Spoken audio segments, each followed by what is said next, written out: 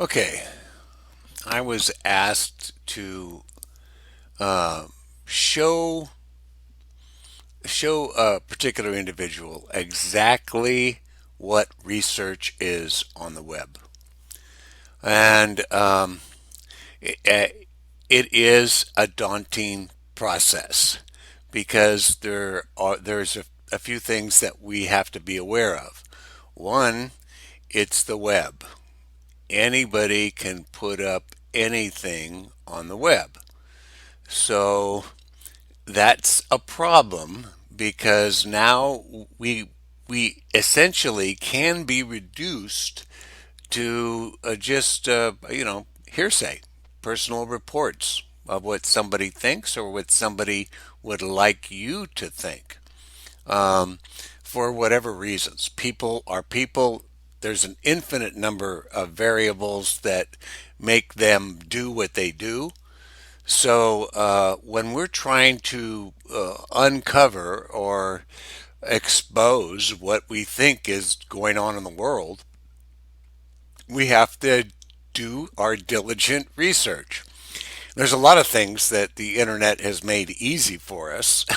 We can go to educational sites and things like that have there's some responsibility there.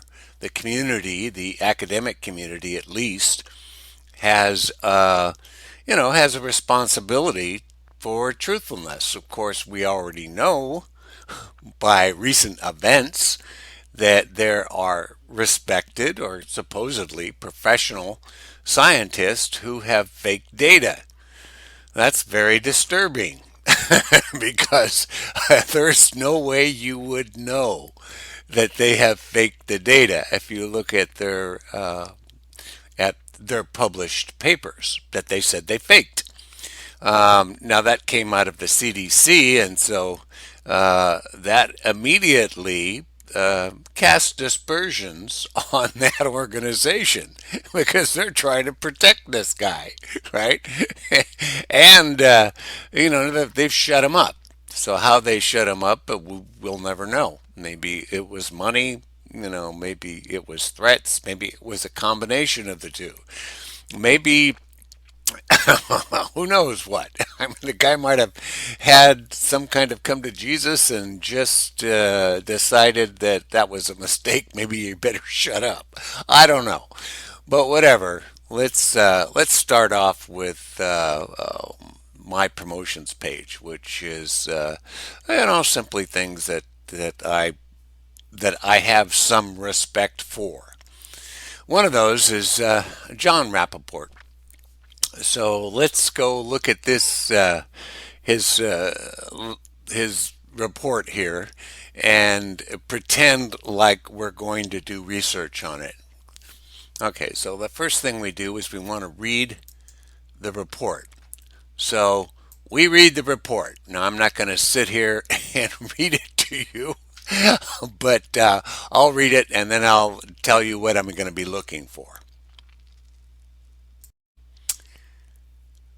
Okay, in this article, John is talking about free speech. He's talking about the elimination of free speech.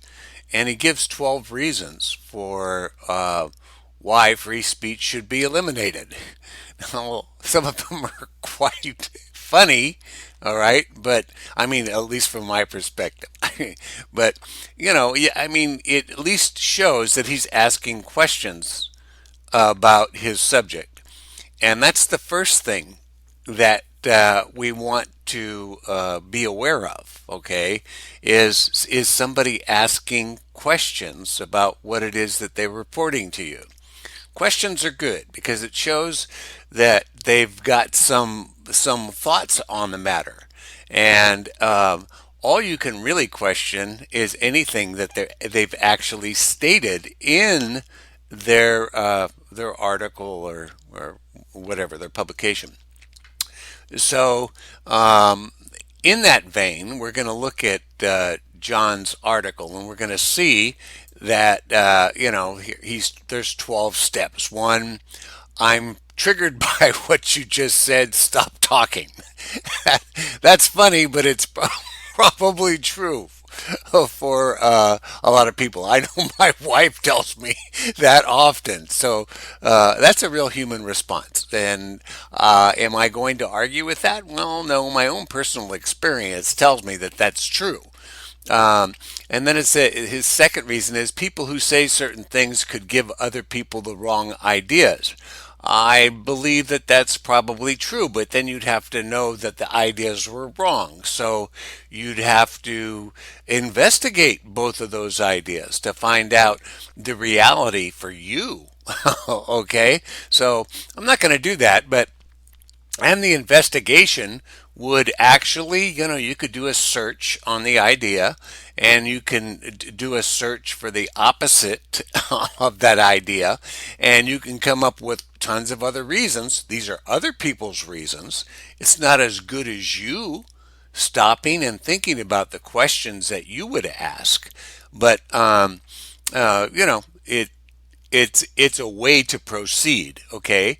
Three, people can't be allowed to make up their own minds about what other people say. That sounds like a crazy idea, but if you think about it, well, let's do a little thinking about it here from my perspective.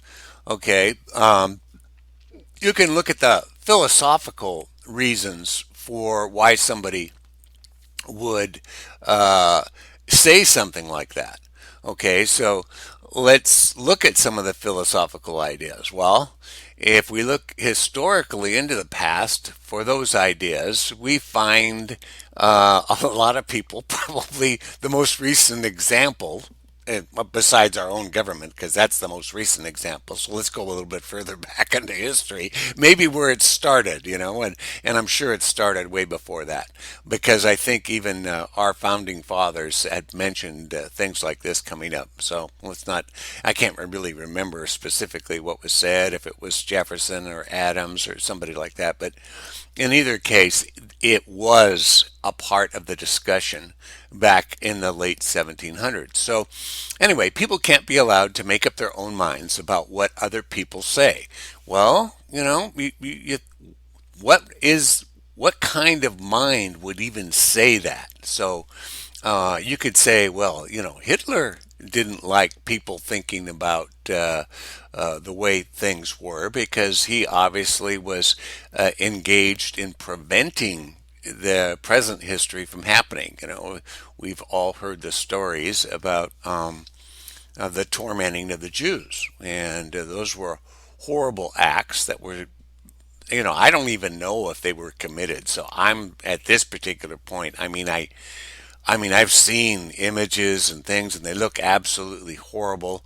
I wasn't alive at that time, and so that brings all kinds of other things into my mind as the possibilities. So, so whatever. But we can say, I guess we could make the assumption that that at least the actions that we've seen were actions that actually took place.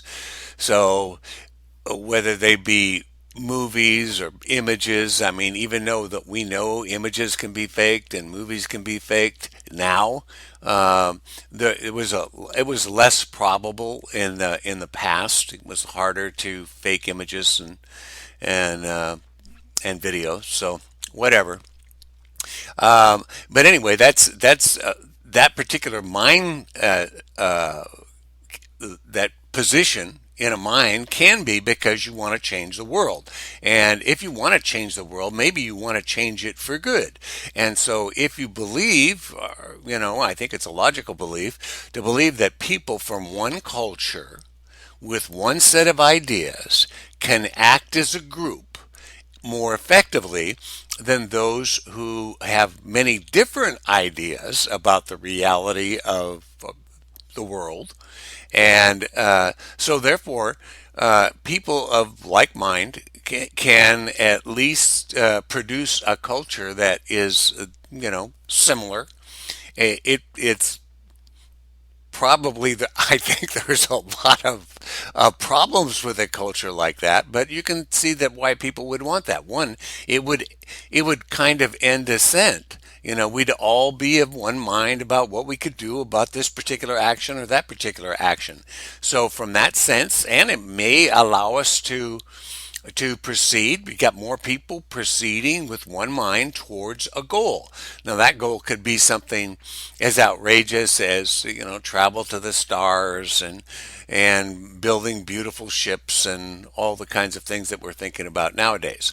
Um, by by the same token, other people would say, well, you know, what are you doing when you do that? You're really stifling creativity. There's obviously more than one way to proceed through life or into the future.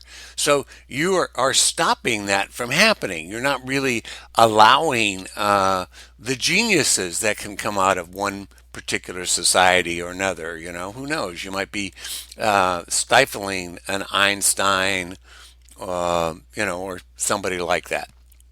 And that could be a horrible thing. So anyway, there are stances in each of these statements that you would need to make your mind up about, right? So anyway, 4, let's go on. If you don't like what people are going to say, it's more effective to shut them up rather than letting them say it. And once again, we just looked at number 3, and I think that the some of the possibilities from number 3 are the same for number 4. Number 5, it's fun to shut people up when you don't like them. Okay, I guess I guess these are funny, but I guess it's true. That some people some people would like to just shut people up for fun, or because they just don't like to hear them. Right? It's virtuous to shut people up when their ideas are harmful. Okay, now here we have another one that sounds, hey, that sounds right. It's virtuous, right? But who's to say what is harmful? That's the kicker there. So the kicker is, do you want to let the government do that? Well, if you're going to say yes to that, then you have to go look at what the government has done in the past and see if they are trustworthy, for you.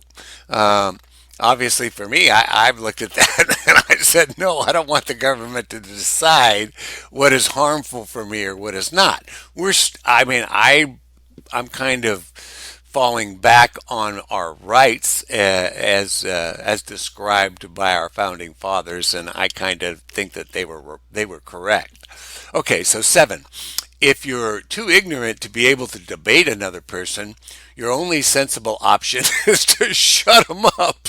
Okay, that's like saying, okay, I don't have enough ammunition in my gun, right? In other words, I don't have enough support, or I can't find enough support, or I can't find support that is really credible. So therefore, but I still don't like it because my intuition tells me that you are wrong, or whatever. So, or the Bible told me so. I guess I said that because it's just there's a lot of people who take the Bible seriously, and if it's not in the Bible, they don't believe it. And, you can't tell them anything about it. They're totally shut to new information. And I'm not saying whether that's good or bad. Because I really don't know if it's good or bad, right? But I don't really know anything. I'm agnostic about just about everything. But if I'm going to, try to do some research on something, and I'm not going to drill down all the way. I'm not going to do that. But I am going to go far enough to find out if it makes sense, if it's logical. So right then, I'm kind of limiting myself, and I understand that. And I understand that the world is a lot bigger than what we can presently see. So there are always, whether it comes from science or something like that, we're always discovering new things about our world all the time. And so therefore, the image that we have of the world is partially uh, true, or maybe not. I mean, a lot of the ideas that we've had we're finding are totally wrong. The advent of quantum theory has really befuddled us and made life a little bit more difficult when we're looking at what we assume are facts. So and a lot of it has to do with our own assumptions, assumptions that we make every day. It's like I'm not going to walk through a wall because I've bumped into a few, and it's a painful experience. So if it looks like a wall, feels like a wall, I'm not going to try to walk through it. All right, so let's go on to 7. If you're too ignorant, okay, we just covered that. 8, rational debate is useless. People don't have time for it, and they don't base their actions on it. Therefore, take a shortcut and shut people up when they say what you don't want them to say. Okay. That could be that could be a reason to shut people up. Rational debate. I'll tell you what, it doesn't really happen too often in my life. Rational debate. It takes a while, and I have not been in too many rational debates in my life, and I'm 70. So, hey, it's a possibility. So therefore, you want to shut people up. Again, I don't want to do that, but I guess there's people around who do. 9, sometimes people will pay you to shut other people up. This is a way to make a living. Hey, absolutely true. If people are going to pay you to shut people up, then it is a job description that I wouldn't take. But you know what? Some people would. Some people will do just about anything, as you can see in the news every day. There's people that rob people. There's people that steal from businesses that they work at. I mean, it's like it's kind of crazy, but that's the world we live in. The Constitution is just a piece of paper. Basing your actions on it is a fool's errand. The Constitution is old. Nothing old is good. Okay, so I guess I'm no good. I'm certainly old by our civilization standards. So I mean, 70. I'm close to the age when I'm going to be passing, I assume, according to the average. So, hey, it's it's also another position that you can take. I'm sitting here laughing because I think this is a hilarious thing to go researching, but get you the idea. These are the kind of thoughts that you have to have when you're going to do some research, and we'll continue here, and you'll get the idea. 11, fake news is misleading and dangerous. Hey, ban fake news. Let the government and corporations decide what is fake. Okay, well, that last line there really kind of puts a damper on it, right? Let the government and corporations decide what is fake. Well, I'm not going to let the government decide anything for me. I mean, they may in fact do it, and they probably do. Uh, and corporations, right? They decide what is fake. That's why I don't like to watch television. I hate to fill my mind with advertisements that encourage me to buy stuff that may or may not be useless in my life. I really, if I don't want it, I don't want to get involved with it. Then I feel it's uh, my my prerogative not to partake in their advertising. 12. Eventually, if enough free speech is shut down, only a few hundred people would speak or write. This would be good. The rest of the people would only shout, scream, and throw rocks through store windows. Okay, okay. Obviously, this has been pretty funny. But so let's read the rest. Obviously, we need Congress to pass new laws so we can somehow draft these 12 elements of a new society and enforce them. Okay, so Alex Jones and Mike Adams are prime examples of the dangers of free speech. Both men, in their own way, go against the grain. That is absolutely true. They expose political, economic, social, medical, military crimes. Okay, so we have to, we would have to investigate whether they are actually investigating crimes, right? Excuse me. Who gave them the right to do that? Who allowed this to happen? Okay, these are questions here, but perhaps there is a 13th reason to ban free speech lurking in the shadows. Those who speak or write dangerously are obviously mentally ill. They need treatment. They must have treatment in this way. Now, these kind of statements here are obviously all need to be investigated. And I think that even though he's being facetious here, he's trying to make a point. So they would urge all citizens to adopt conformist attitudes and practices, and they would praise the coming utopia. And they would profess love for collectivism. They would promote globalist central planning and distribution for all goods and services on the planet. Tensions would relax, smiles would abound, a culture of nice would triumph. Mike and Alex could form the universal church of polite. Isn't that what we all want? Okay, so obviously he's being facetious here, and so at that particular point, maybe I would just kind of laugh this off and not really take it seriously. If I was actually going to dig into this, you'd have to ask a lot of questions about all these statements that he made. You'd have to, or you'd already have to have an opinion based upon your experience that that tells you that that's less of an issue and you can go on. But there's enough issues that he stated in here that if you're actually going to do some research, you're going to have to go find out about the actually all the way down to the philosophical underpinnings of what these statements refer to. And depending upon your worldview at the time, which can be, it can be relatively microscopic. You can just take someone's stance, whether it be Muhammad or Jesus Christ, or I can't remember who was the guy that wrote The Art of War. But in either case, there's a philosophical underpinning that comes to light, and there's a logic and a reason for all of this stuff.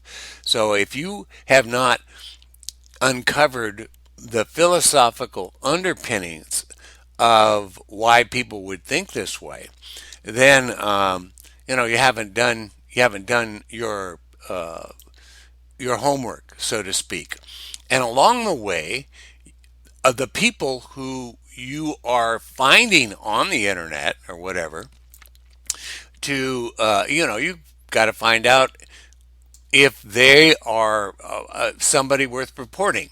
Like, in this particular article, we'd have to start out with the author. Okay, so we would, let's take a page and go to a search engine that I trust. Okay, not that Google, not that I don't, trust Google for a lot of things, but if I'm just going to do a search for John Rappaport,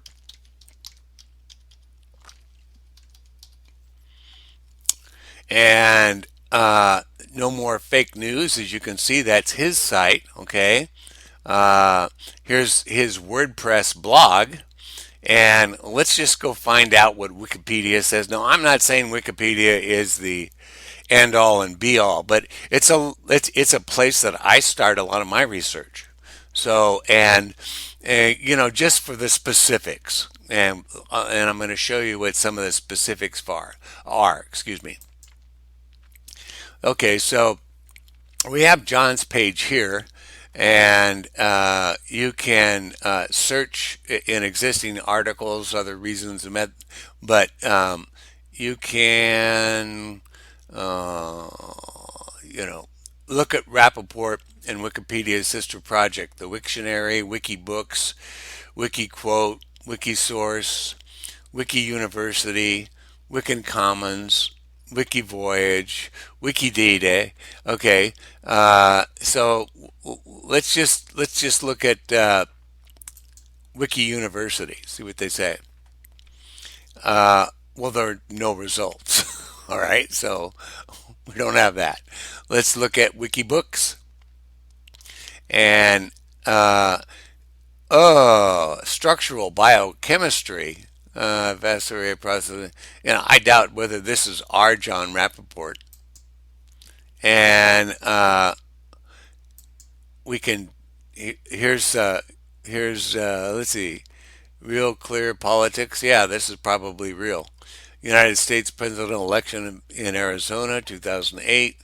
No, Al Davis. What the heck is this? Rep report. Woodward new boss. February 2017. Uh, David Icke, interviewed by John Rappaport. Now this is probably real because because John Rappaport is a writer and an interviewer, and that he would do somebody like David Icke is probably true. So anyway, what we can see is that you know Rappaport is probably here's another Associated Press article. It goes back a long ways. Well, this is from Ken Holtzman, uh, and but it's probably not him. It's not Rappaport is not him. Uh, so whatever, we would have to go investigate each of these articles to find out uh, who John Rappaport is. But let's forget that. We've got the idea that he is a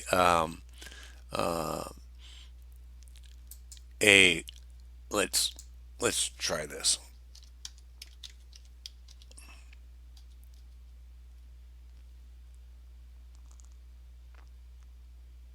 Is it Rappaport or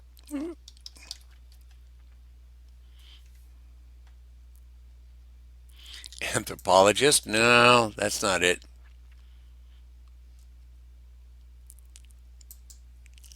Let's spell his name right. It is Rappaport. Well, I guess I had it right. Didn't seem right because of what we were getting. Okay, getting the same page.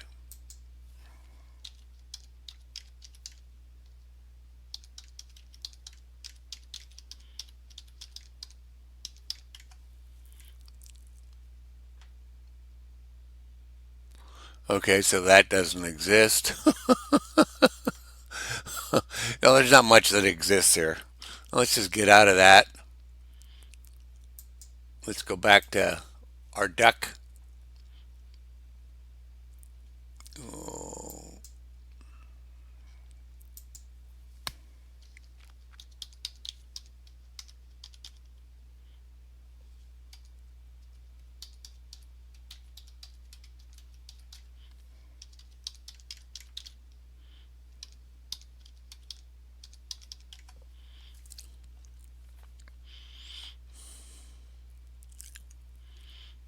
okay, you can see that this is the right John Rappaport. And let's go. Actual hacking. Every reporter needs to understand on Rappaport World Press, John Rappaport on YouTube, John Rappaport on Facebook, actual hacking, John Rappaport's blog, actual hacking. Every reporter needs to understand the Cheryl Atkinson case. Um, John Rappaport, investigative reporter, interviews Thomas. Yeah, this is him. Okay, so um, let's go look at this article on News with Views. That's the website. Okay, and they have a an article by John on it. Let me just go and show you. Yeah, that's his. It's from 2011. Um, we're gonna scroll down, and the first thing you'll see is that he's a Pulitzer Prize winning article. This particular article, he doesn't give us any specific things that we can we can test. Well, we've got two radio shows, so we'd actually have to go. We'd have to click on both of those. We'd have to listen to what is said and see what kind of support he has included in his reporting. And I know that John does a real good job of this. So he's usually this particular article here. Well, let's go look for something else because they obviously didn't report his stuff. Um, so let's just go to his site and see. Here we go. We got here's his blog, and let's go to. We've got a. You can we can click to about John from his own site. Uh oh. Okay. This.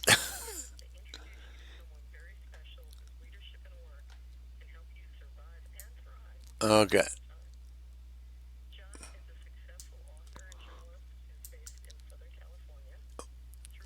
Well, we could listen to that or not.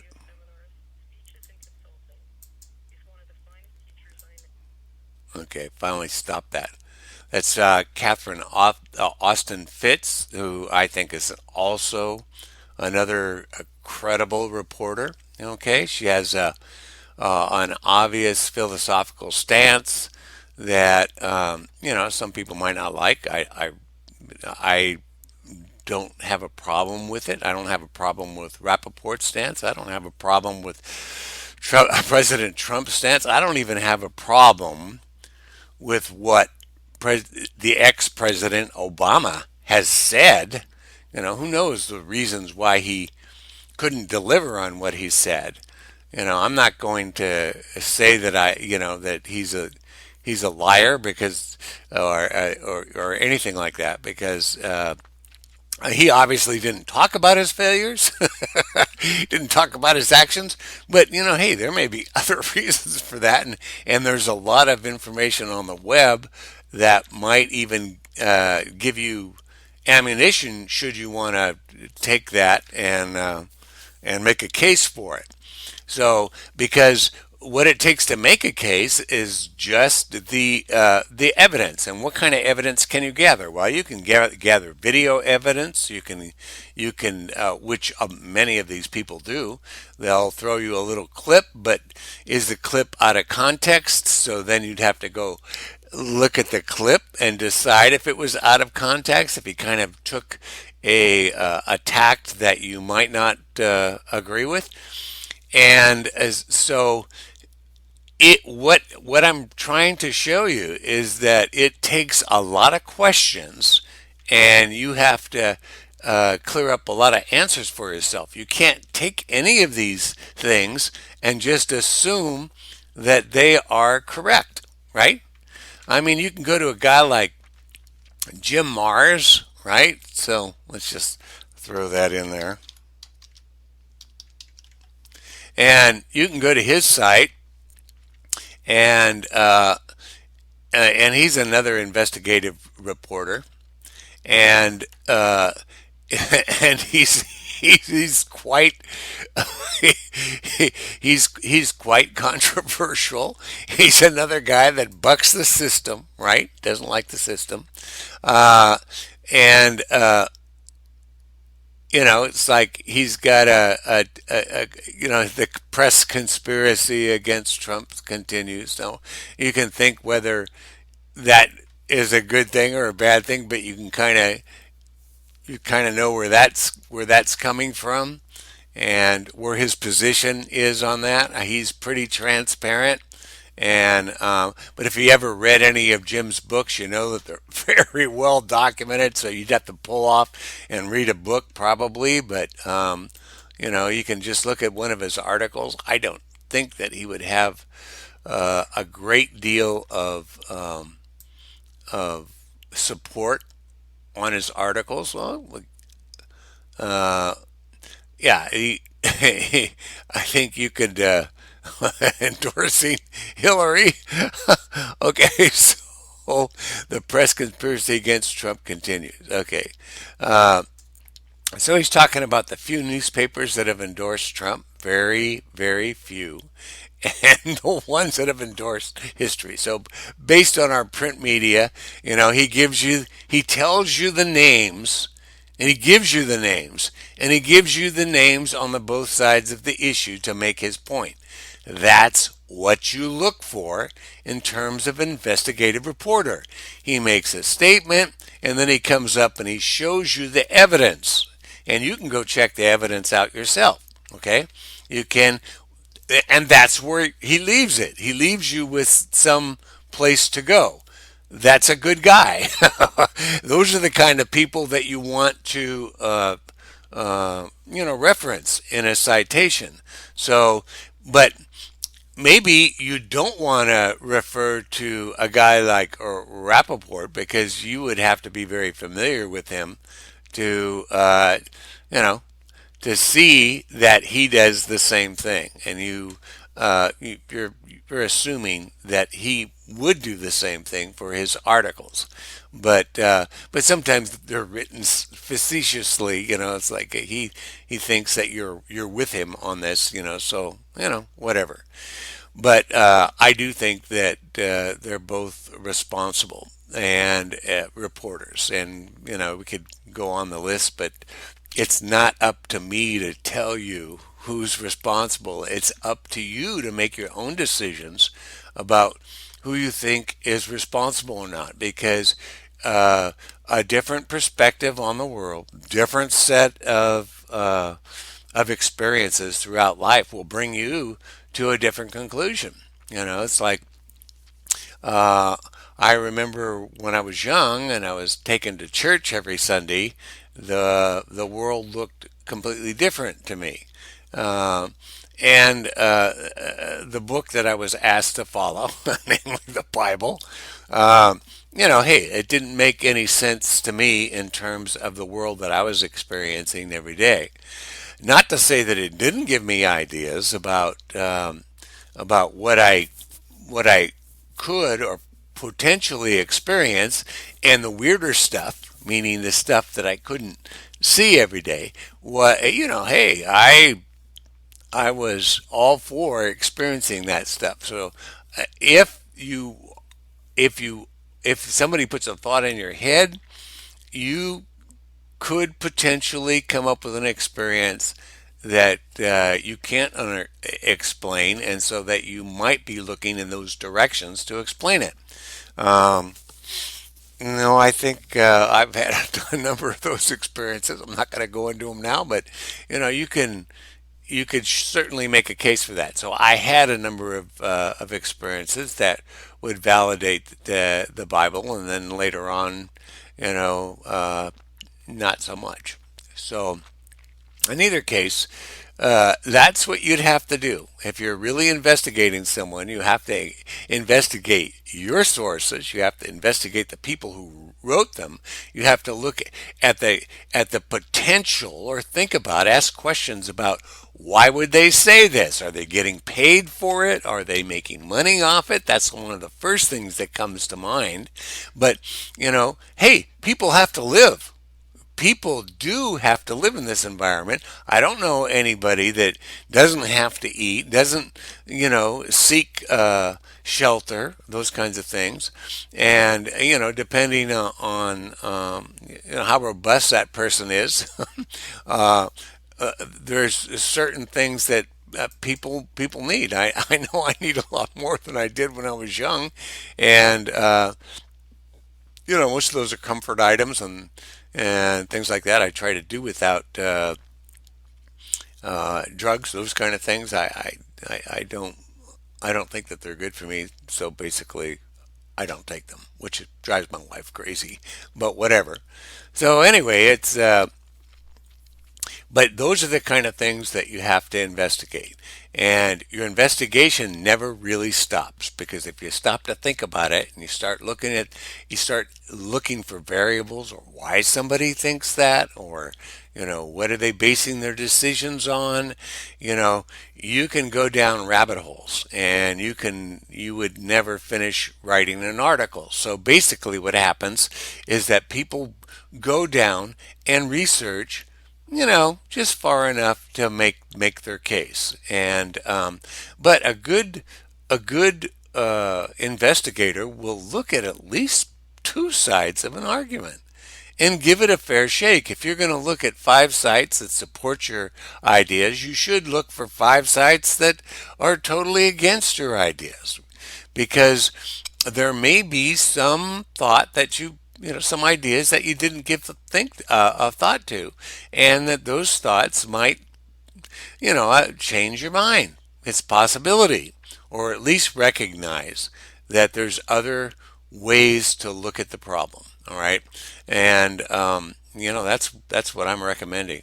I recommend that when you research, you look to the flip side of everything, and at least let it come into your awareness.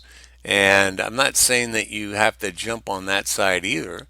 Might be totally crazy to you, but it's something that you have to be aware of. Anyway, that's it. This has been too long of a ramble, but I hope you've got an idea that that research is a very time consuming process.